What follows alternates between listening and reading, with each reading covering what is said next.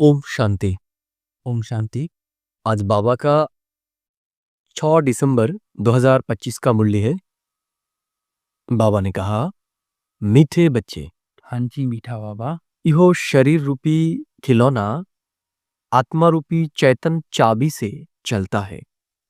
तुम अपने को आत्मा निश्चय करो तो निर्भय बन जाएंगे।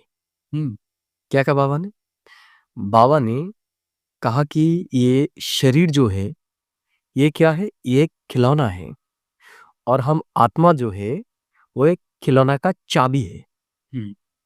तो हमें ये निश्चय रखना होगा तो हम निर्भय हो जाएंगे कि चाबी हम हैं, हम ये शरीर को चला रहे हैं।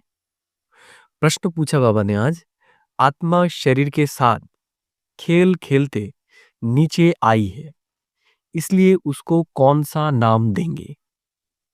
आत्मा शरीर के साथ खेल खेलते नीचे आई है, इसलिए उसको कौन सा नाम देंगे? तो क्या हुआ? हम तो ये शरीर में आते आते ही नीचे आए हैं ना, हम्म। क्योंकि सतयुग में तो हमने कोई विकार, कोई खराब काम नहीं किया, कोई विकार भी हमारे अंदर नहीं था, लेकिन हम फिर भी नीचे आए। क्योंकि हम जब एक शरीर छोड़कर दूसरा शरीर लेते हैं तो हम पहले से क्या नीचे आ जाते हैं। इसलिए बाबा ने कहा, हम इस चीज को क्या नाम देंगे? उत्तर बाबा उत्तर कहा बाबा ने, कठपुतली। जैसे ड्रामा में कठपुतलियों का खेल दिखाते हैं, वैसे तुम आत्माएं कठपुतली की तरह 5000 वर्ष में खेल खेलते नीचे पहुंच गई हो। हम्म। कितना इंटरेस्टिंग एक बात बाबा ने कहा यहाँ पर। अगर हम यहाँ पर ये समझ जाए ना, तो हमारे अंदर जितना भी चिंता है, टेंशन है, प्रेशर है, वो उतर जाएगा। हम्म। जैसे यहाँ पर बाबा ने क्या कहा, ये जो खेल है हमारे नीचे उतरने का, ये कठपुतली का खेल है। जैसे ड्रामा में कठपुतलियों का खेल दिखाते हैं, वैसे तुम आत्माएं कठपुतली की तरह 5000 वर्ष में खेल खेलते नीचे पहुंच गए हो। हम्म। कठपुतली का खेल खेल में क्या होता है? जो कठपुतली होते हैं वो तो डांस करते हैं। हाँ जी। हमें लगता है कि कठपुतली ही डांस कर रहा है, लेकिन उसको डांस कराने वाला कोई दूसरा होता है। हम्म। वैसे ही हम जो आत्माएं हैं, हम जो भी कुछ यहाँ पर कर रहे हैं, वो हम खुद की इच्छा से नहीं कर रहे हैं। हम्म। ड्रामा में जो भी स्क्रिप्ट है, हम उसी स्क्रिप्ट अनुसार ही हर एक चीज कर रहे हैं। इसलिए हम जो देखते हैं ना, इसने ये दोष किया, ये इसने ये उचित काम नहीं किया, हम्म। अगर हमारे अंदर ये ज्ञान आ जाए, सही से हम इसको महसूस करें, तो किसी के प्रति भी हमारा कोई अभियोग नहीं रहेगा। सही। क्योंकि जो जो कुछ भी कर रहा है वो खुद की इच्छा से नहीं कर रहा है। हम समझ रहे हैं कि वो खुद की इच्छा से कर रहे हैं, हम्म। लेकिन बाबा ने हमें ये ज्ञान दे दिया है, जो भी कुछ हो रहा है वो ड्रामा अनुसार ही हो रहा है। हाँ। तो हम किसका कठपुतली है? ड्रामा का। बाबा भी तो ड्रामा का कठपुतली है ना। बाबा अगर चाहे कि हम पहले आ जाएंगे, आ सकता है क्या? नहीं। नहीं आ सकता है। तो ईश्वर भी ये ड्रामा के अंदर है। तो ये अगर हम समझ जाएंगे ना, तो हमारी कोई टेंशन नहीं होगा, क्योंकि बाबा ने कह दिया है, हमारे साथ जो कुछ भी हो रहा है वो अच्छाई के लिए ही हो रहा है। जी। ठीक है? बाप आए हैं तुम कठपुतलियों को ऊपर चढ़ने का रास्ता बताना। तो बाबा में क्या कर रहे हैं अभी? हम कैसे ऊपर जा सकते हैं उसकी रास्ता हमें बता रहा है। अब तुम श्रीमत की चाबी लगाओ तो ऊपर चल जाएंगे। तो यही बात बाबा हमें कहते हैं ना, कि आप निश्चिंत हो जाओ एकदम। आप किसी भी चीज में चिंतन नहीं लगाओ। जो कुछ भी हो रहा है वो अच्छे के लिए ही हो रहा है। हमें सिर्फ ये करना है, हमारा जो कर्म है हमें उसके ऊपर ध्यान देना है। क्योंकि और एक बात, कर्म के आधार से ही हमारा भाग्य बनेगा। हम्म। इसलिए और किसी भी चिंतन में हमारा बुद्धि नहीं देना है। हमें एक चीज के ऊपर फोकस करना है, वो है हमारा कर्म। गीत। महफिल में जल उठी क्षमा। ओम शांति। रूहानी बाप रूहानी बच्चों को श्रीमत देते हैं। कभी कोई की चलन अच्छी नहीं होती तो माँ बाप कहते हैं तुमको शल ईश्वर मत देवे। विचारों को इहो पता ही नहीं कि ईश्वर सचमुच मत देते हैं। अभी तुम बच्चों को ईश्वरीय मत मिल रही है, अर्थात रूहानी बाप बच्चों को श्रेष्ठ मत दे रहे हैं, श्रेष्ठ बनने के लिए। तो अभी हमें कौन सी नशा में रहना है कि स्वयं ईश्वर, अभी हमें ऊंचा उठने का, हम जो ये नीचे गिर गए हैं हम कैसे फिर से अपने को ऊपर उठाए, ये श्रेष्ठ ज्ञान दे रहा है। हाँ और ये एकदम यूनिक ज्ञान है। ये ज्ञान इस दुनिया के और किसी के भी पास नहीं है। जी जो जितना भी महान आत्माएं हो चुकी है अब तक, उनके पास भी ये ज्ञान नहीं था।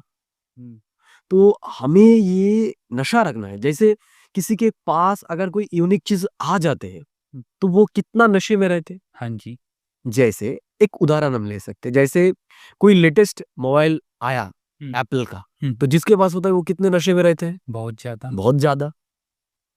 तो हमें कितना नशे में रहना है कि हमने जो ज्ञान पाया है वो एक जन्म के नहीं, पूरे 84 कल्प के लिए हमारा भाग्य को ऊंचे उठाने वाले हैं। हम ये चिंतन में नहीं रखते, इसलिए हमारा नशा नहीं रहता। जी तो हमें ये चिंतन में रखना है कि हमें जो ज्ञान मिला है वो एकदम यूनिक है। हमारे पास ही ये ज्ञान है और किसी के पास नहीं, और ये कोई पा भी नहीं सकता। जैसे ये दुनिया का चीज तो कोई पैसे से खरीद सकता है, लेकिन ये ईश्वरीय ज्ञान कोई भी क्या पैसे से खरीद सकता है? नहीं जी नहीं सकता है ना। इस दुनिया का जो शिक्षा है वो भी पैसे से खरीद सकता है, जी लेकिन जो ईश्वरीय ज्ञान है ये अगर किसी को दे भी दिया जाए, उनका दिव्य बुद्धि नहीं होगा तो ये धारण भी नहीं कर सकते। बिल्कुल तो हमें तो दो बातों में नशा होना चाहिए।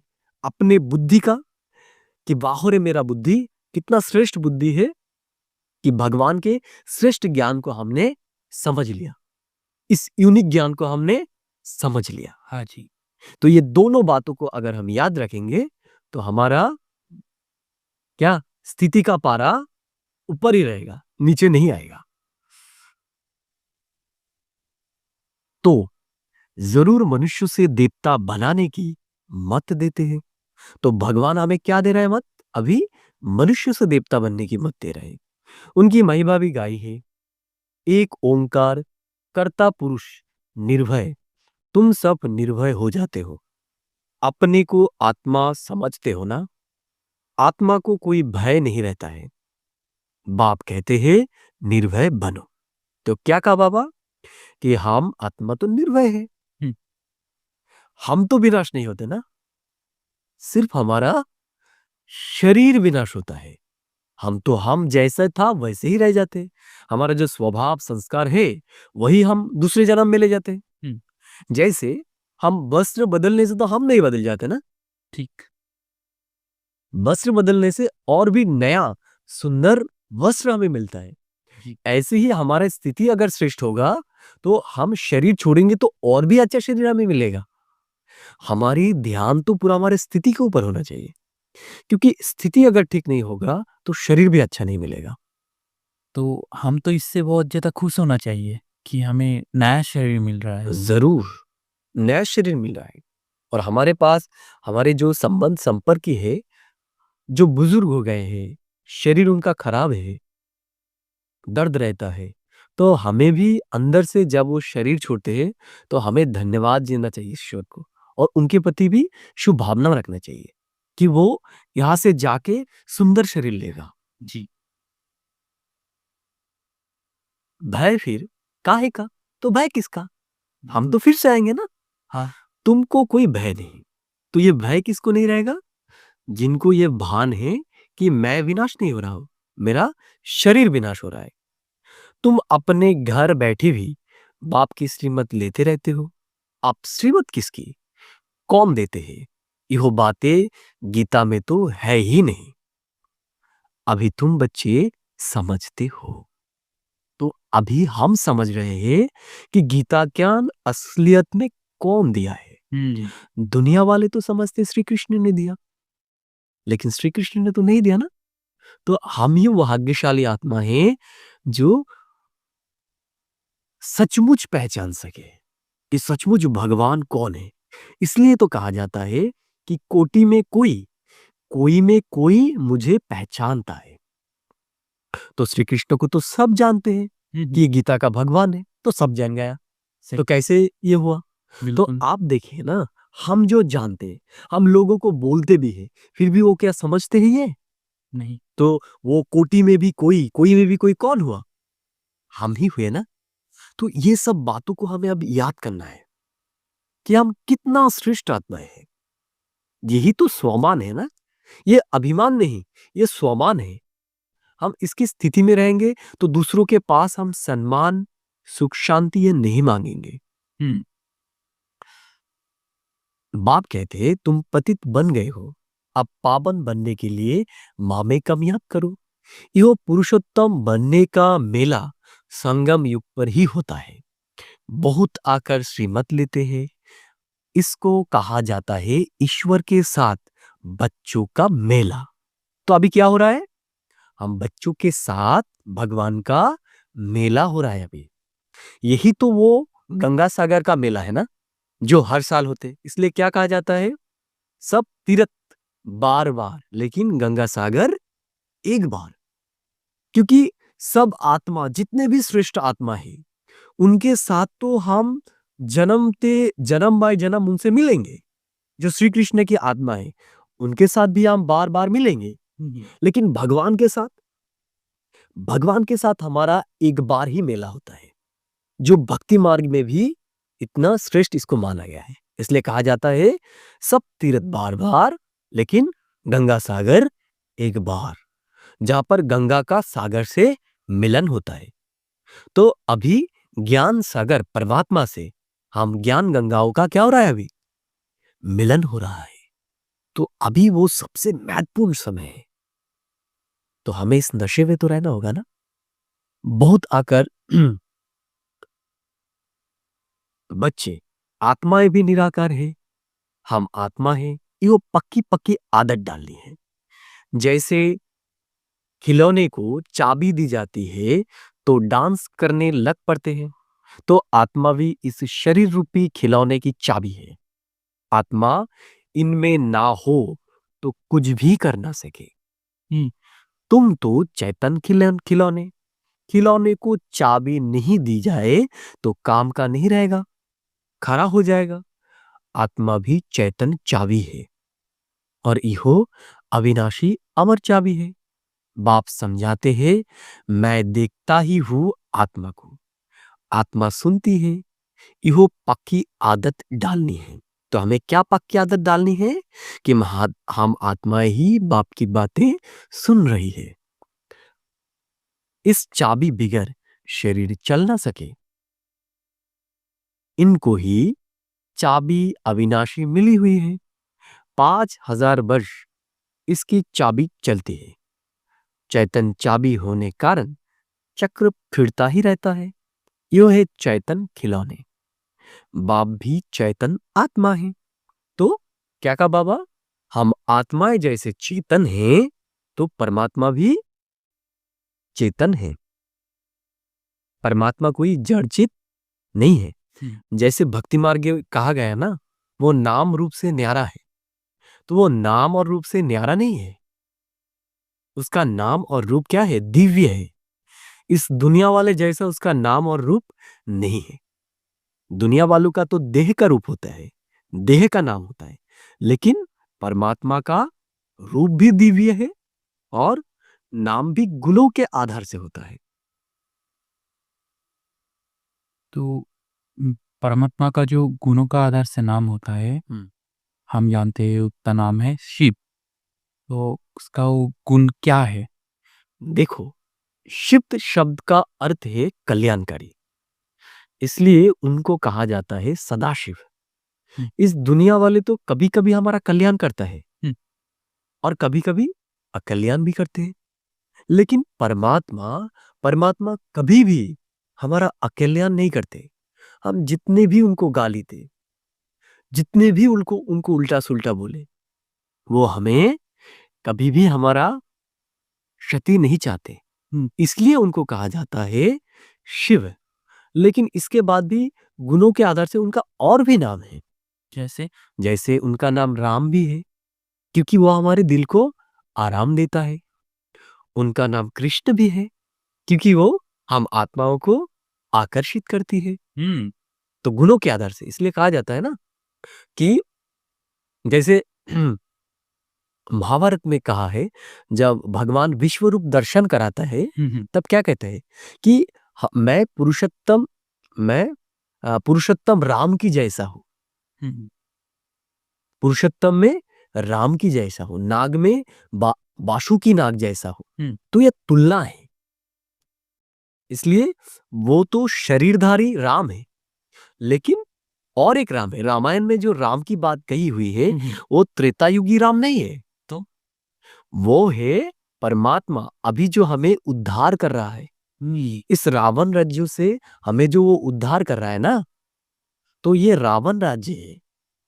तो वो त्रेतायुगी राम की बात नहीं है, वो अभी परमात्मा राम जो हम आत्मा रूपी सीताओं को उद्धार कर रहा है, वो राम है। वैसे कृष्ण भी जैसे दिखाते हैं ना, कृष्ण ने किया क्या? कृष्ण ने असुर के साथ युद्ध करके हमें उद्धार किया। और क्या दिखाते हैं? कृष्ण ने एक उंगली से वो पर्वत उठाया। हाँ जी। तो बाबा क्या कहते हैं, ये दुनिया ही अभी पर्वत जैसा बन गया है, जिसका परिवर्तन संभव ही नहीं है। सबने हाल छोड़ दिया है कि इस दुनिया का कोई अच्छा हो ही नहीं सकता। देखिए ना, जैसे हमारे जो फ्रीडम फाइटर लोग थे, वो किस लिए फाइट किया कि हम अंग्रेजों को भगाएंगे तो पूरे भारत के जो मनुष्य है वो अच्छे से रह सकेंगे, समानता के साथ रह सकेंगे। लेकिन अभी भी जो हमें फ्रीडम मिली है, इतने साल हो गए, इसके बाद भी हम क्या समान हैं सब? नहीं जी। नहीं है ना। बहुत जो जो अधिकारी है उनका अधिकार दूसरे वाले छीन रहे हैं। हाँ जी। विश्व वाले क्या कर रहे हैं?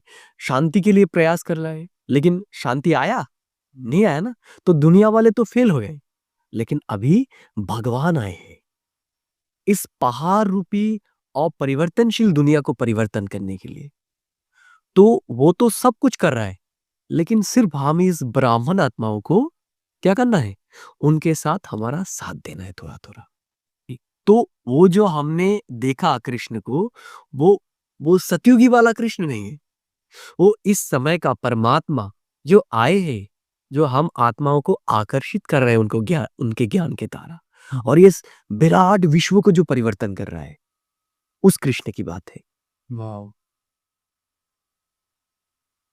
जैसे मोटर से पेट्रोल खत्म होने पर फिर भरा जाता है ना, अभी तुम्हारी आत्मा समझती है हमारे में पेट्रोल कैसे भरेगा।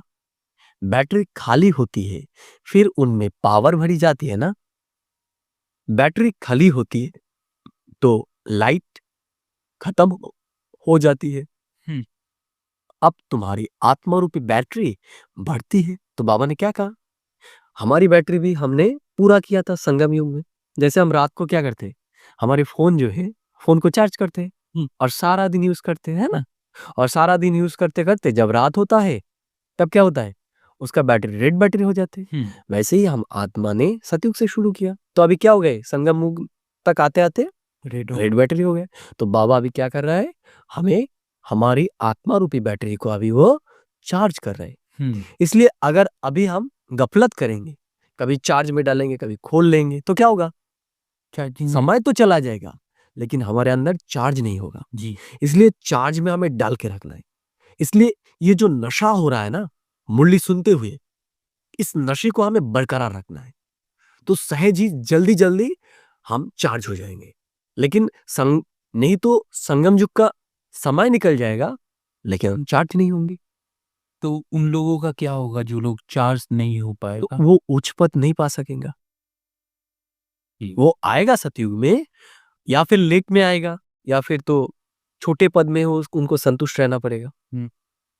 जैसे होते ना, अब छोटे बैटरी से क्या कर सकते हैं, फोन चला सकते हैं। हाँ जी।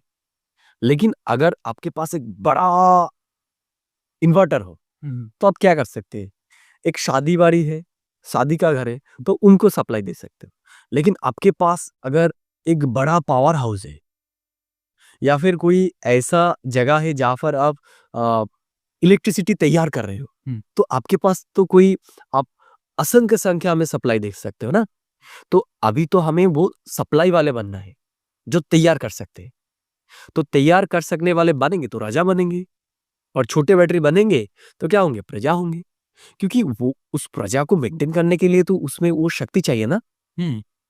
तो हम तो बैटरी इतने चार्ज की, और समझेंगे कि इतने लोगों को हम सप्लाई देंगे या फिर इतने लोगों को हम नियंत्रित करेंगे, ये तो संभव नहीं है। इसलिए हम हमारे अंदर जितने पावर को एब्जॉर्ब करेंगे, हम उतने उच्च पद के अधिकारी बनेंगे। इसलिए बाबा क्या कहते हैं, निरंतर योग में रहो। हुँ। निरंतर योग मतलब निरंतर हमारी स्थिति को ऊंचा रखना है। ऐसा नहीं कि निरंतर हमें सिर्फ परम धाम में हमारे बुद्धि को टिका के रखना है। या अगर ये हम मूल्य पर रहे, अभी इस एक एक पॉइंट को अगर हम अनुभव करें, फील करें, तो ये भी तो चार्जिंग है ना। इससे हमारी स्थिति ऊंची उठेगी। तो यहाँ पे आपने बोला कि हमारा स्थिति अगर ऊपर रहे, तो भी हम मेडिटेटेड रूप में योग युग थे, हाँ जी।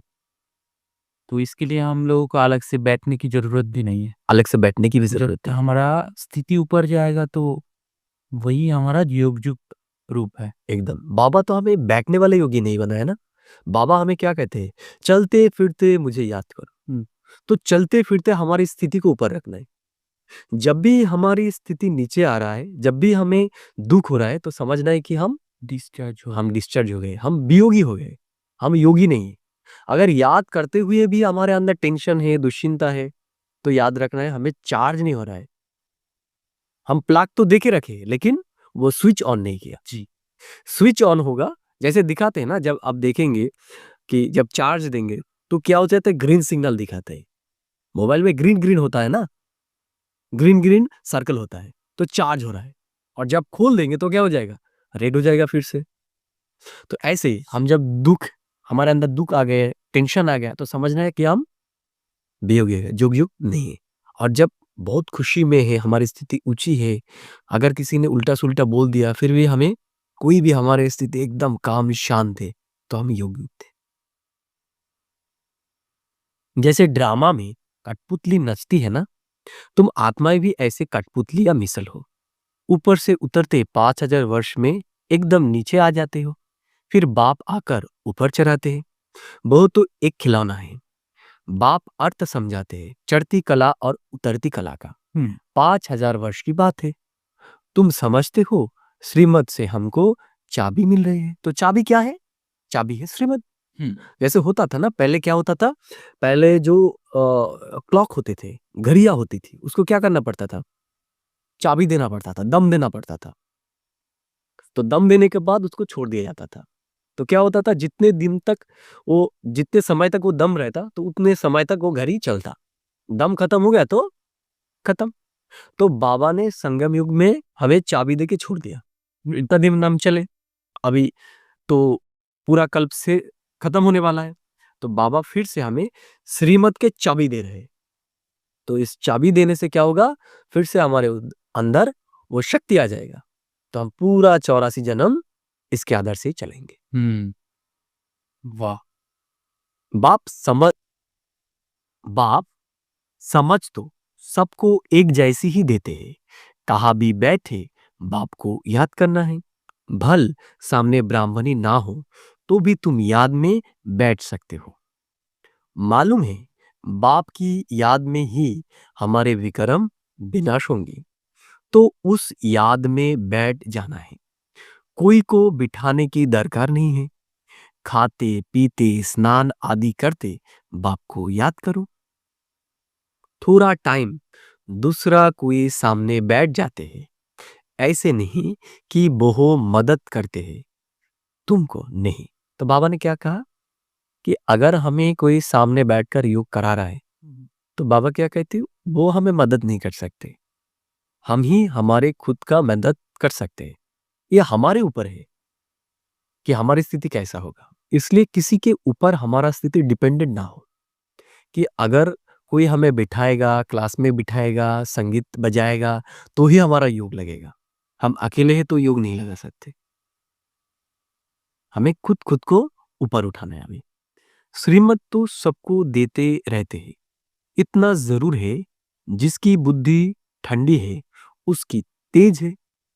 पावन के साथ योग नहीं लगता तो बैटरी चार्ज नहीं होती। बाप की श्रीमत नहीं मानते हैं तो बैटरी किसकी चार्ज नहीं होगा? जो बाप की श्रीमत नहीं मानेगा, जो अपनी मनमत चलाएगा, योग लगता नहीं है। तुम अभी फील करते हो हमारी बैटरी भरती जाती है। सब तमो प्रधान से सतो प्रधान तो जरूर बनना है।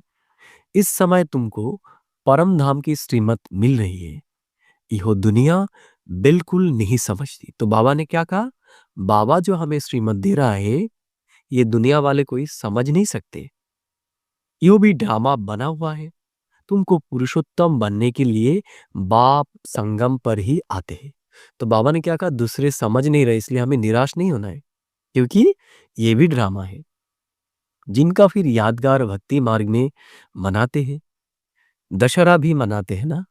जब बाप आता है तो दशहरा होता है। 5000 वर्ष बाद हर बात रिपीट होती है। तुम बच्चों को ही यह ईश्वरीय मत अर्थात श्रीमत मिलती है, इससे तुम श्रेष्ठ बनते हो। तो बाबा ने क्या क्या कहा? हम ब्राह्मण बच्चों को ही बाबा आप क्या कर रहे हैं? श्रीमत दे रहे हैं। तुम्हारी आत्मा सतो प्रधान थी, बहु उतरते उतरते तमो प्रधान भ्रष्ट बन जाती है। फिर बाप बैठ ज्ञान और योग सिखलाकर सतो प्रधान श्रेष्ठ बनाते हैं, बतलाते हैं तुम सीढ़ी नीचे कैसे उतरते हो। तो बाबा आके हमें क्या फिर से याद दिला रहा है कि हम कैसे ऊपर से नीचे उतरे हैं। ड्रामा चलता रहता है। इस ड्रामा के आदि मध्य अंत को कोई भी जानते नहीं है। बाप ने समझाया है, अब तुमको स्मृति आई है ना, हर एक के जन्म की कहानी तो सुना नहीं सकेंगे, लिखी नहीं जाती तो पढ़कर सुनाई जाए। यो बाप बैठ समझाते हैं। अभी तुम सो ब्राह्मण बने हो, फिर सो देवता बनना है। तो बाबा ने क्या कहा? अभी हम ब्राह्मण बने हैं, फिर से हम क्या बनेंगे? देवता बनेंगे। जी, बाप ने समझाया है ब्राह्मण देवता क्षत्रिय तीनों धर्मों में मैं स्थापन कराता हूं। तो क्या कहा बाबा ने? बाबा ब्राह्मण देवता क्षत्रिय तीनों धर्म स्थापन करते हैं। अभी तुम्हारी बुद्धि में है हम बाप द्वारा ब्राह्मण वंशी बनते हैं, फिर सूर्यवंशी चंद्रवंशी बनेंगे। जो नापास होते हैं बहुत चंद्रवंशी बन जाते हैं। किसमें नापास? योग में। तो नापास किसमें होते हैं? किसमें? जो हमने थोड़ी देर पहले कहा ना, योग में ही सब कच्चे हैं। ज्ञान तो हम सुन लेते हैं लेकिन उसके चिंतन में उसके भाव में हम नहीं रहते, इसलिए हमारा बैटरी भी चार्ज नहीं हो रहा है। जैसे आज पहले बाबा क्या बताया कि हम ही वो भाग्यशाली आत्माएं जिनको बाबा का ये ज्ञान मिल रहा है, और हमारा बुद्धि कितना दिव्य है कि इस ज्ञान को आप समझ आए। तो ये चिंतन में जब हम रहेंगे ना तब ऑटोमेटिकली हमारा स्थिति ऊपर जाएगा। तो ये जोग है भाई जी। हम अगर देखें ये योग और ज्ञान, हम लोगों में कंफ्यूजन रहता है कि हमको कौन सा ज्यादा करना चाहिए। देखो, हमारा बैलेंस सही नहीं रहते। देखो, योग के लिए ज्ञान तो जरूरी है क्योंकि ज्ञान का चिंतन ही योग है। ज्ञान का चिंतन ही योग है। जैसे आप ऐसे समझ सकते हैं, ज्ञान खाना है और योग हजम करना है। ज्ञान खाना है और योग हजम करना है। तो खाना नहीं खाएंगे तो हजम कैसे होगा? और खाना खाएंगे हजम नहीं करेंगे तो और भी तो तकलीफ होगा। जी होगा ना। ऐसे ही अगर हम ज्ञान सुनते हैं लेकिन उनका चिंतन नहीं करते तो हमारे अंदर अहंकार आ जाएगा। जो और भी हमें नीचे ले आएगा। इसलिए हमें ज्ञान भी सुनना है और उसका चिंतन भी करना है। इसलिए ज्ञान और योग का बैलेंस कहा जाता है। बैलेंस नहीं रखेंगे तो गड़बड़ हो जाएगा। इसका रेशियो क्या होगा ज्ञान और योग का? इसका रेशियो हाँ जी। इसका रेशियो हम जितने समय ज्ञान सुनते हैं उतने समय ही हमें वो चिंतन करना होगा, जी। है ना? और जब हमारा चिंतन नहीं हो रहा है तब क्या करना होगा? जब मुश्किल हो रहा है तब ज्ञान सुनना होगा। क्योंकि अगर हम ज्ञान सुनते हुए भी एक-एक पॉइंट को अनुभव करते हैं ना, तो वो भी योग है। जैसे सोचिए, हम अभी ये ज्ञान सुन रहे हैं, तो अभी आपका बुद्धि कहाँ पर है? ये ज्ञान के अंदर ज्ञान ही के अंदर। बाहर जो कुछ भी हो रहा है उसके प्रति आपका कोई ध्यान है? नहीं है। तो ध्यान आपका किधर है? ये जो आप सुना रहे हो हमको सुना रहे। उसकी तरफ ही। तो योग किसको कहा जाता है? योग कहा जाता है कि एक पॉजिटिव चीज पर अपने मन बुद्धि को स्थिर करना। अगर ज्ञान सुनते हुए है हमारा मन और बुद्धि उसमें है तो ये योग युक्त ज्ञान सुनना हो गया। अर्थात यहां पर हमारा डबल कमाई है, डबल कमाई हो गया। हम ज्ञान भी सुन रहे हैं प्लस योग भी हो गया। तो दोनों एक ही साथ दोनों एक ही साथ हो रहा है। तो अगर मैं कोई किताब पढ़ रहा हूँ और मेरा ध्यान अगर उस किताब की तरफ ही पूरा है तो मैं उस टाइम भी युक्त हूँ। योग युक्त है, लेकिन आप किस तरह का किताब पढ़ रहे हैं इसके ऊपर निर्भर कर रहे हैं। जी। क्योंकि अगर आप अश्लील किताब पढ़ेंगे तो वो क्या होगा? वो आपकी स्थिति को, शक्ति को नीचे ले आएगा। ठीक है? और अगर आप ज्ञान से संबंधित, बाबा हमें जो ज्ञान दे रहा है, इसके संबंधित किताब आप पढ़ेंगे और उसको अनुभव करेंगे, तो आप ये अनुभव करेंगे कि आपकी स्थिति ऊपर जा रहा है, आपके अंदर खुशी आ रहा है, शांति आ रहा है। ऐसे भी हम जब मुरली पढ़ते हैं ना, या फिर सुनते हैं, तो हमें एकदम योग युक्त होकर उस एक-एक पॉइंट को अनुभव करके हमें सुनना है। अगर बुद्धि बाहर जाएगा तो हमारा माइनस होगा। ना हम ज्ञान सुन रहे हैं, ना हम योग युक्त हैं। वो टाइम ही पूरा वेस्ट हो जाएगा। पूरा टाइम ही वेस्ट हो गया। लेकिन अगर हम ऐसे मुरली सुनते हैं तो हमारा क्या हो गया? हमारा डबल कमाई हो। योग भी हो गया और ज्ञान भी सुनना हो गया। तो अलग से वो जो हम ध्यान रहता है कि हमें 8 घंटा योग में रहना है अलग से, तो ये हम जब मुरली सुनते हैं तो वो 8 घंटे में काउंट हो जाएगा। वाह! बहुत बढ़िया। तो बाबा ने कहा जो नापास होते हैं वो चंद्रवंशी बन जाते हैं। तो जो नापास होगा वो कहा जाएगा, वो चंद्रवंशी में जाएगा। किस में नापास? योग में। ज्ञान तो बहुत सहज समझाया है, तो ज्ञान तो सुनना सहज है। कैसे तुम 84 जन्मों का चक्र लगाते हो? मनुष्य तो 84 लाख कह देते तो कितना दूर चले गए हैं। अभी तुमको मिलती है ईश्वरीय मत।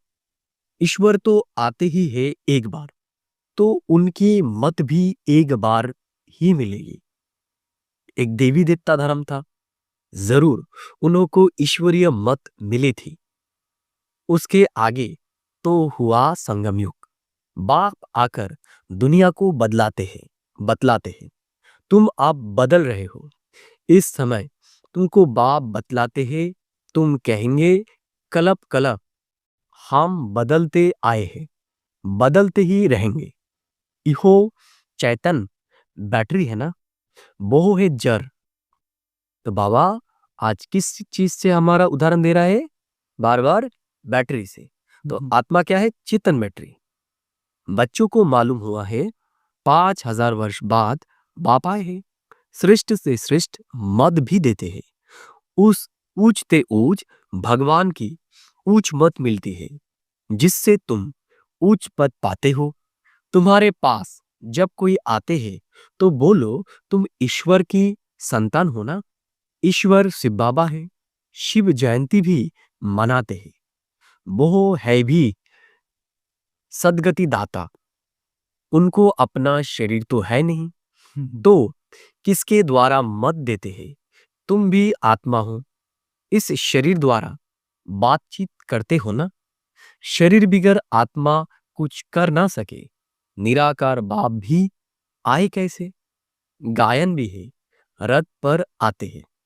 फिर कोई ने क्या बेड बनाया है।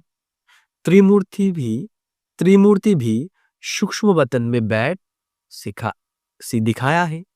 बाप समझाते हैं, इहो सब है साक्षात्कार की बातें। हम्म बाकी रचना तो सारी यहाँ है ना, तो रचता बाप को भी यहाँ आना पड़े, पतित दुनिया में ही आकर पावन बनाना है। तो हमें ये भी जानना है कि भगवान का कर्तव्य क्या है। भगवान का कर्तव्य एक ही है।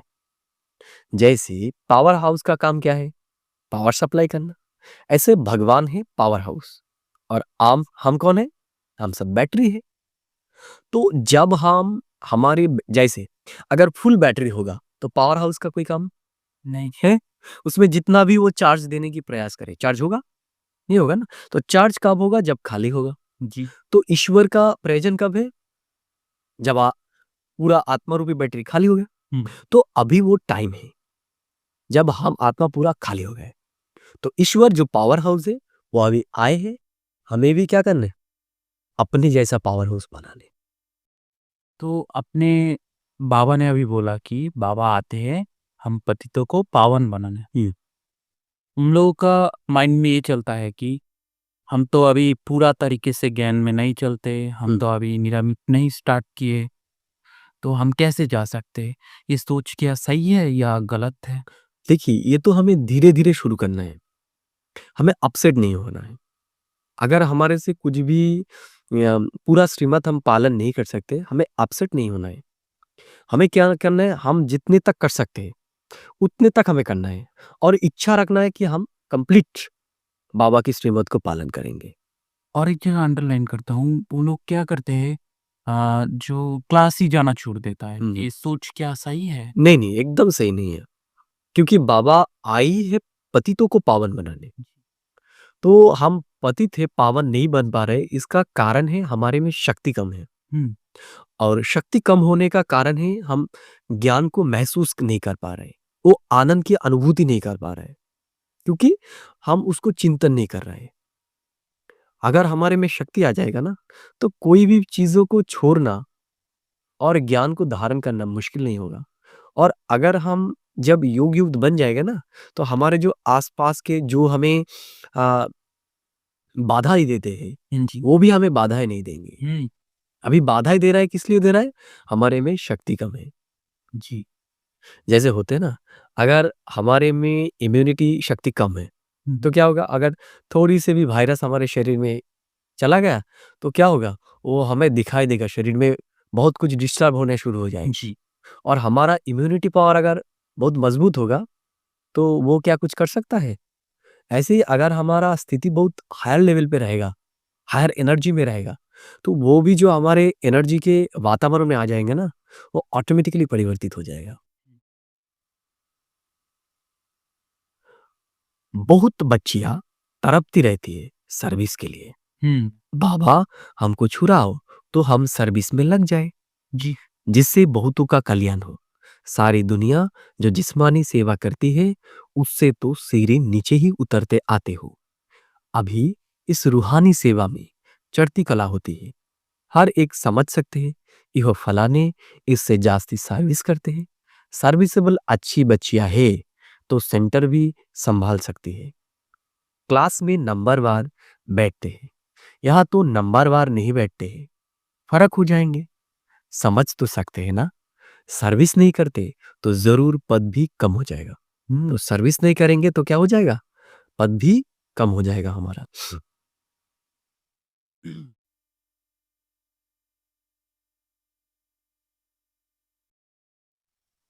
अपनी जांच करनी चाहिए, हर एक अपनी अवस्था को जांचते हैं। मम्मा बाबा भी सर्विस करते आए हैं, अच्छे अच्छे बच्चे भी हैं, भल नौकरी नौकरी में भी है। उनको कहा जाता है हाफ पे पर भी छुट्टी लेकर जाए सर्विस करो, हर्जा नहीं। तो बाबा ने क्या क्या कहा, अगर थोड़ा भी कम हमारा इनकम हो रहा है तो भी ठीक है, लेकिन सर्विस के साथ, सेवा के साथ, ज्ञान के साथ हमें कॉम्प्रोमाइज नहीं करना है, क्योंकि अभी समय बहुत नाजुक चल रहा है। हमें अभी अपने सेवा पे, अपनी स्थिति के ऊपर हमें अभी ध्यान देना है। जो बाबा की तो दिल पर सो ताओसी तख्त पर बैठते हैं, नंबरवार पुरुषार्थ अनुसार, ऐसे ही विजय माला में आ जाते हैं, अर्पण भी होते हैं, सर्विस भी करते हैं। कोई तो भल अर्पण होते हैं, सर्विस नहीं करते, तो पद कम हो जाएगा ना। तो क्या कहा, अगर हम सर्विस करते हैं लेकिन अर्पित नहीं करते, हम प्रशंसा की इच्छा कर रहे हैं, तो बाबा ने क्या कहा, फल अच्छा नहीं मिलेगा। जैसे अपने एक पौधा लगाया जी। फल का, उसमें फूल आया, तो अपने उसका देखभाल किया इसलिए तो फूल आया ना, मेहनत किया उसके प्रति, तो फूल के बाद क्या होगा, वो फल आएगा। तो अपने क्या किया, जब वो फल दिखाई दे रहा है तब उसको तोड़ के खा लिया, क्या होगा, अभी तो तैयार नहीं हुआ। तैयार नहीं है, तो उसका जो टेस्ट है, टेस्ट मिलेगा कोई भी, नहीं जी। नहीं मिलेगा, खट्टा हम्म, खट्टा होगा ना वो। ऐसे ही तो बाबा भी हमें कहता है कि अभी जो हम सेवा करते हैं, हमें इसकी प्राप्ति का इच्छा नहीं रखना है कि हमें कोई सम्मान देगा, हमें कोई प्रशंसा करेगा। तो ये क्या है, ये हमने केवल सर्विस किया है, तभी फुल फुल निकले हैं। तो अगर हम उसको ही तोड़ के खा लेंगे तो वो परिपक्व, वो सुविष्ट फल हमें नहीं मिलेगा। ऐसा भाव हमारा कैसे तैयार होगा कि हम हमारा ये सोच ना आए कि हमने सर्विस किया, इसका क्या फल होगा, हमारा मान सम्मान। देखिए, पहले तो हमें जानना है कि हमें आशा क्यों है। हाँ जी। आशा इसलिए है कि हम भीतर से खाली है, ओह। खाली है। हम स्वामान में नहीं रहने के लिए ही हम दूसरों को सम्मान मांगते हैं। जैसे आज बाबा पहले ही जो कहा है कि तुम वो श्रेष्ठ आत्माएं हो, तुम्हारा बुद्धि इतना श्रेष्ठ है कि तुम ये श्रेष्ठ ज्ञान तुमको मिल रहा है और किसी को नहीं मिल रहा है। अगर इसके फीलिंग में हम चले जाएंगे ना, तो हम तो इस दुनिया वाले हमें क्या कुछ कहते हैं, हमें प्रशंसा करते हैं या फिर नहीं करते, इसका कुछ भी आता जाता नहीं रहेगा हमें। हम ये कर नहीं रहे इसलिए हमें प्रशंसा की इच्छा है, फल की इच्छा है। तो पहले हम लोगों को भरपूर होना है। भरपूर होने से ये ऑटोमेटिकली चले जाएगा। और अगर हम भरपूर ना होके सेवा करने जाएंगे तो हमारा वो आश रहेगा कि हमें सम्मान करे। लेकिन ऐसा भी नहीं है कि हम भरपूर नहीं है इसलिए सेवा करने नहीं जाएंगे। ये एक दूसरे का परिपरक है। हम सेवा करेंगे तो भी भरपूरता का अनुभव कर सकते हैं, क्योंकि सेवा में जो आनंद मिलती है ना, वो भी हमें भरपूर करता है। सेवा का आनंद एक बार हम महसूस कर ले तो बाद में हमें और प्राप्ति की इच्छा नहीं रहेगा। हम्म। मूल बात है अपने आप को भरपूर करना। भरपूर हो जाएंगे तो बात की प्राप्ति का इच्छा अंदर हमारे अंदर नहीं रहेगा। जी। बाप तो समझाते हुए बच्चे पुरुषार्थ करे, परंतु ड्रामा में पार्ट नहीं है तो फिर कितना कितना भी माथा मारो, चढ़ते ही नहीं। तो बाबा ने क्या कहा, बाबा ने क्या कहा कि अगर किसी का पार्ट ड्रामा में नहीं है तो हम जितना भी उसको पुश करें वो हो नहीं सकता। इसलिए हम आपसे भी हमें नहीं होना चाहिए, क्योंकि कभी कभी होता है ना, हम बहुत सेवा करते हैं, बहुत पैसा लगाते हैं बाबा के यज्ञ यज्ञ का, लेकिन उतने नहीं मिलता है हमें रिजल्ट, तो हम अपसेट हो जाते हैं। तो बाबा ने क्या कहा, हमारा काम है सिर्फ सेवा करना निस्वार्थ रूप में। निस्वार्थ क्या है, अगर हमारे अंदर सेवा करने के बाद ये भी निराशा आया कि कोई नहीं आया, तो ये भी निस्वार्थ नहीं हुआ, क्योंकि हम निराश हो रहे हैं। किस लिए, हमारे अंदर आशा है। निस्वार्थ माना क्या, कोई आए या फिर नहीं आए, हमारा काम है सेवा करना। जैसे जो नर्स होते हैं, वो क्या प्रतीक्षा करते हैं कि जो रोगी है वो हमारा प्रशंसा करेगा, उसके बाद हम उनकी सेवा करेंगे? नहीं नर्स का काम को तो सेवा करना है ना। जी। तो हमारा काम भी है सबका सेवा करना। अगर उसमें प्रशंसा मिल जाए तो प्रभु का अर्पण कर देना पड़ेगा, कि ईश्वर की महिमा, हम तो योग्य ही नहीं थे ना प्रशंसा के, उनको अर्पण कर देना है। ठीक। कोई ना कोई ग्रहचारी लग जाती है, देह अभिमान से ही फिर और विकार आते हैं। मुख्य करी बीमारी देह अभिमान की है, सतयुग में देह अभिमान का नाम ही नहीं होगा। यहाँ तो है ही तुम्हारी प्रारब्ध, इहो यहाँ ही बाप समझाते हैं। और कोई ऐसी श्रीमत देते नहीं कि अपने को आत्मा समझ मामेकम याद करो। तो ये ज्ञान और तो कोई नहीं दे रहा है ना, यो यहाँ ही बाप समझाते हैं। और कोई ऐसा श्रीमत देते ही नहीं कि अपने को आत्मा समझ मामेकम याद करो। यो मुख्य बात है। लिखना चाहिए निराकार भगवान कहते हैं मुझ एक को याद करो, अपने को आत्मा समझो, अपनी देह को भी याद नहीं करो। तो क्या कहा, हमारी इस देह को भी याद नहीं करना है अभी। जैसे भक्ति में भी एक शिव की ही पूजा करते हो, आप ज्ञान भी सिर्फ मैं ही देता हूं, बाकी सब है भक्ति अव्यभिचारी। ज्ञान एक ही शिव बाबा से तुमको मिलता है। यो ज्ञान सागर से रत्न निकालते हैं, उस सागर की बात नहीं। तो बाबा रत्न जो निकलते हैं वो कौन सा सागर है? बाबा ज्ञान सागर की बात कर रहे हैं। यो ज्ञान का सागर तुम बच्चों को ज्ञान रत्न देते हैं, जिससे तुम देवता बनते हो। शास्त्र में तो क्या क्या लिख दिया है, सागर से देवता निकला फिर रत्न दिया। अब रत्न रत्न चुगने से तुम पारस बुद्धि बन जाते हो। तो क्या कहा बाबा ने, जितना हम ये ज्ञान रत्न अपने बुद्धि में डालेंगे तो हमारा बुद्धि क्या हो जाएगा, पारस बुद्धि हो जाएगी। जैसे पारस का काम क्या है, लोहे को सोना बनाना। तो बाबा हमें सोना नहीं बना रहे, हमारे बुद्धि को क्या बना रहे हैं, पारस। पारस मतलब हमारा स्पर्श दूसरों को मिलेगा तो दूसरे भी सोना बन जाएगा। सोने के स्पर्श से सोना सोना लोहा सोना नहीं बनता, पारस से स्पर्श से बनता है। तो ये भी कितने नशा दिलाने वाली बात है ना, कि हमारा बुद्धि अभी पारस बुद्धि, हम पारस है, हम सोना नहीं पारस है। सतयुग की देव देवता कौन है, वो सोने वाला है, और हम कौन है, हम पारस। तो हमारा ये जन्म देवताओं के जन्म से भी श्रेष्ठ है। लेकिन देखो भाई, हम ये महसूस नहीं कर पा रहे। क्यों? क्योंकि हमारा चिंतन ही नहीं है। ये चिंतन अगर हम करेंगे ना, तो अब थोड़ा सोचिए, 1 सेकंड पॉज लेके, 10 सेकंड पॉज लेके ये सोचिए कि बाबा ने क्या कहा। जो जो हम तड़प रहे हैं, हम देवता बनेंगे, हम देवता बनेंगे। लेकिन अगर हम ध्यान से चिंतन करें, तो चिंता करेंगे तो हमें लगेगा कि यह ब्राह्मण जन्म चलते ही रहे, हम देवता बने ही नहीं।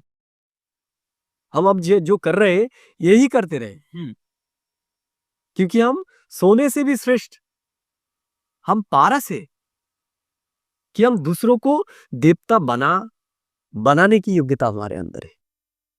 देखो, सब लोग देवता को एक दर्शन के लिए तड़प रहे हैं, और बाबा हम लोगों को वो जो देवता तैयार करेंगे वैसा हम लोगों को बना रहे हैं। एकदम, तो उनसे भी हमारा पद कितना ऊंचा है। ऊंचा है, लेकिन दुनिया वाले तो जानते ही नहीं, इसलिए ही तो ऊंचा है।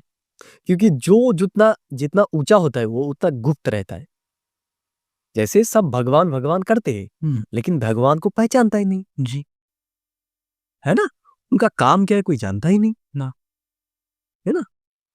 तो हमें इस नशे में रहना कि हमारा ये जीवन बहुत मूल्यवान है और हम श्रेष्ठ है। ये बहुत गुरुत्वपूर्ण एक चिंतन है। बहुत बहुत बहुत। ये आपने जो कहा ना कि दूसरों की प्रशंसा, सेवा करने के बाद इच्छा रहती है दूसरे प्रशंसा। अगर आप सोचिए ना, थोड़ा देर अपने आप से बात कीजिए कि अगर आप ये चिंतन में रहेंगे कि आप देवता से भी श्रेष्ठ है, तो दूसरे दूसरे से कोई प्रतीक्षा रहेगा कि वो बोले आपको। जैसे प्रधानमंत्री है, उसको क्या आश है कोई कोई मुझे बोले कि मैं प्रधानमंत्री हूं, उसके बाद मैं काम कर सकता हूं? नहीं, नहीं ना। तो हम भूल जाते हैं हम कौन है, इसलिए हमें प्रशंसा की इच्छा रहता है। सही। बाबा ने कहा अब रत्न चुगने से तुम पारस बुद्धि बन जाते हो, पारसनाथ बनते हो ना। यो पारसनाथ लक्ष्मी नारायण विश्व के मालिक थे। भक्ति मार्ग में तो अनेक नाम, अनेक चित्र बना रखे। तो बाबा का क्या कहा, ये जो पारसनाथ है ना, हम जो पारस बुद्धि है, हम में से जो सबसे श्रेष्ठ होगा वही क्या होगा, सतयुग का पहला लक्ष्मी नारायण बनेगा। वास्तव में लक्ष्मी नारायण बा पारसनाथ एक ही है। नेपाल में पशुपतिनाथ का मेला लगता है, वो भी पारसनाथ ही है। अच्छा, मीठे मीठे सिकिलदे बच्चों प्रति माता पिता बाप दादा का याद प्यार और गुड मॉर्निंग। रूहानी बाप की रूहानी बच्चों को नमस्ते। धारणा के लिए मुख्य सार एक नंबर, बाप ने जो ज्ञान रत्न दिए हैं वही चुगने चुगने हैं।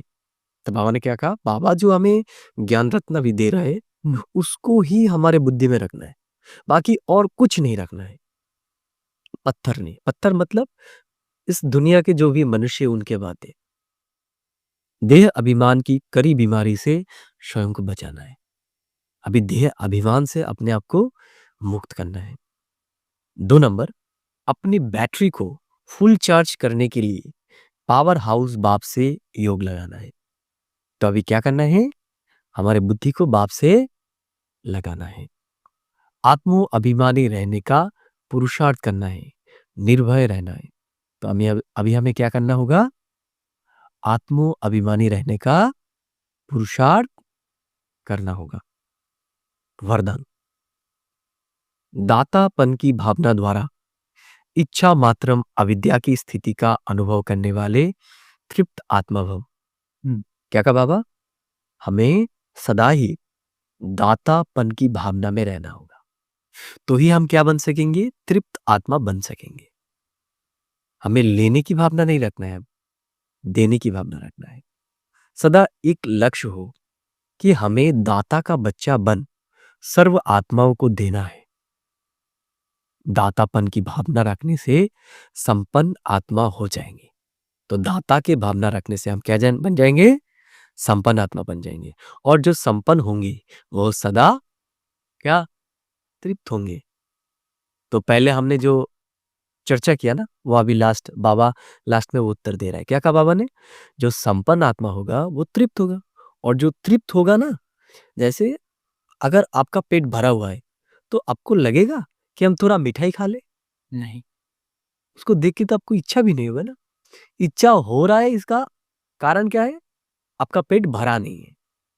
तो हमें भी मान सम्मान का इच्छा है, मतलब हम खाली है अभी भी। जी। भाई जी इसको थोड़ा एक्सप्लेन करना। बाबा ने और कहा कि वो जब हम देंगे तब हम तृप्त होंगे, ये कैसे, इसको थोड़ा। देखिए, जैसे अब होता है ना कि कोई आपके पास आया, भूखा है, भूखा है, आपके पास एक ही रोटी है आपके खाने के लिए, आपका भी भूख लगा है, लेकिन वो कहता है कि वो 1 महीने से खाया कुछ नहीं।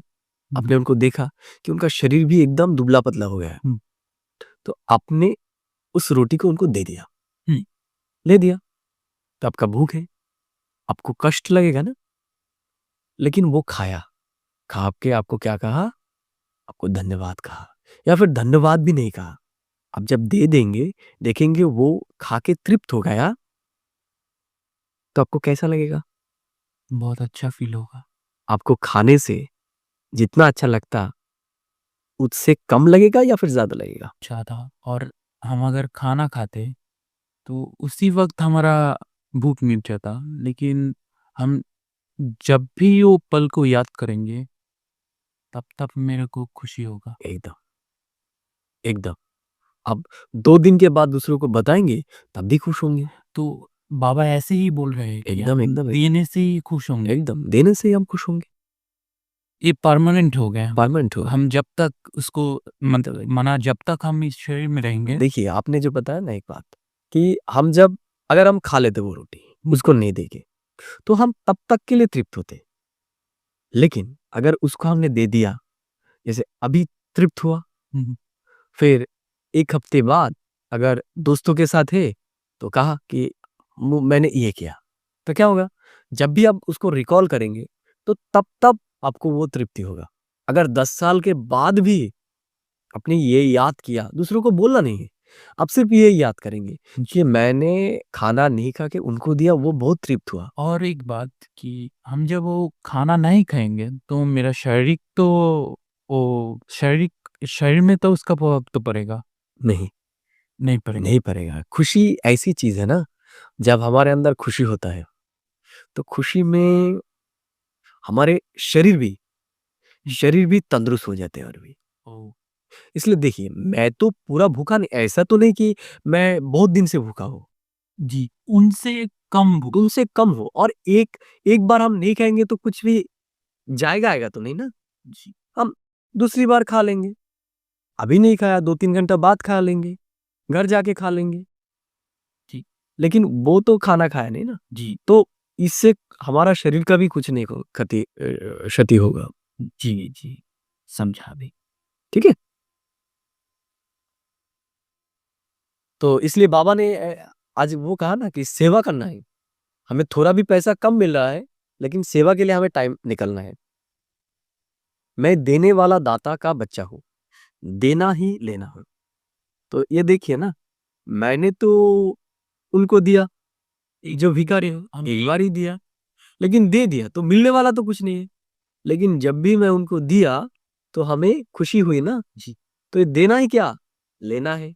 और ये लेना कितने बार है, जितने बार याद करेंगे उतना बार। उतने ये तो हमारा डबल फ़ायदा होगा। डबल डबल मतलब पदम गुना। पदम गुना। पदम गुना ना, जब जब याद करेंगे ठीक। तब तक होगा ना। जी। इसलिए बाबा क्या कहते हैं, हम जो देते हैं आपको शिक्षा, वो पदम गुना के लिए देते हैं। बाबा हमें एक बहुत अच्छा इन्वेस्टर बना रहे हैं, हुँ, राकेश झुनझुनवाला से भी ज्यादा अच्छा, सही। झुनझुनवाला से भी अच्छा हमें वो भी है, इन्वेस्टर बना एक का कदम नहीं बना। रहे, नहीं बना सकते। यही भावना सदा निर्विघ्न इच्छा मात्रम अविद्या की स्थिति का अनुभव कराती है। सदा एक लक्ष्य की तरफ ही नजर रहे, वह लक्ष्य बिंदु, और कोई भी बातों के विस्तार को देखते हुए नहीं देखो, सुनते हुए भी नहीं सुनो। क्या कहा बाबा, हमें एक ही बात याद रखना है, बिंदु। हुँ, कुछ भी हो जाए बिंदु। तो बिंदु किससे आएगा मालूम है, जो भी हो रहा है ड्रामा अनुसार हो रहा है। कोई भी अपनी इच्छा से कुछ भी नहीं कर रहा है। अगर इस ज्ञान को हम हमारी बुद्धि में बिठा लिया ना, तो सहज ही बिंदु लगा सकते हैं। क्यों क्या का क्वेश्चन मार्क हमारे अंदर नहीं आएगा। जी। स्लोगन, बुद्धि बुद्धि व स्थिति यदि कमजोर है तो उसका कारण है व्यर्थ संकल्प। हुँ, क्या कहा बाबा, बुद्धि व स्थिति यदि कमजोर है तो उसका कारण है हमारा व्यर्थ संकल्प। अव्यक्त इशारे, आप संपन्न व कर्मातीत बनने की धुन लगाओ। कर्मातीत बनने के लिए कर्मों के सिवा हिसाब किताब से मुक्त बनो। क्या कहा बाबा ने, कर्मातीत बनने के लिए कर्मों के हिसाब किताब से मुक्त बनो। अभी हमें कर्म के हिसाब किताब से मुक्त करना है। ये तो अगर हमारा कर्म का बंधन होगा ना, तो हम जितना भी मुक्त होने की कोशिश करें, हमारा बुद्धि बार बार उधर ही जाएगा। इसलिए हमें अभी कर्म के बंधन में नहीं बांधना है। सेवा ऐसा नहीं, फिर कर्म नहीं करेंगे, कर्म करना है लेकिन डिटैच होकर कर्म करना है। सेवा में भी सेवा के बंधन में बांधने वाले सेवाधारी नहीं। तो सेवा भी करना है लेकिन उसके बंधन नहीं रखना है। अपनी स्थिति को ठीक रख के फिर सेवा करना है। स्थिति बिगड़ के सेवा नहीं करना है। हमारा सबसे बड़ा प्रायोरिटी होना चाहिए अपना स्थिति, उसके बाद सेवा। स्थिति ठीक रहेगा तो सेवा होगा, स्थिति ठीक होगा तो सेवा बिगड़ जाएगा। पैसा जाएगा, समय जाएगा, लेकिन सेवा नहीं होगा। सेवा होने के बदले और भी बिगड़ जाएगा। बंधन मुक्त बन सेवा करो, अर्थात हाथ की रॉयल इच्छाओं से मुक्त बनो। जैसे देह का बंधन, देह के संबंध का बंधन, ऐसे सेवा में व्यर्थ यह भी बंधन कर्मातीत बनने में विघ्न डालता है।